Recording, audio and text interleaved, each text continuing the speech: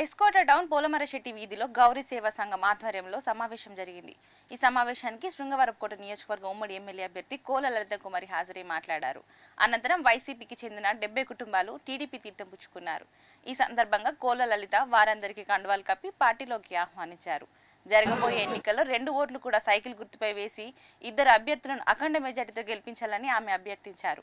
ఈ కార్యక్రమంలో ఎస్కోట మండలం 3 పార్టీల నాయకులు కార్యకర్తలు పాల్గొన్నారు.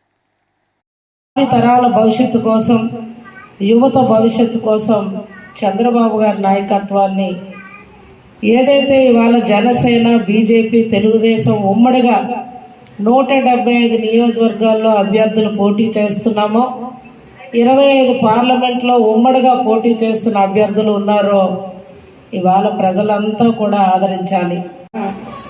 నిధులు వచ్చే దిశగా చంద్రబాబు గారు కేటాయింపులు భవిష్యత్తు రోజుల్లో చేస్తారు.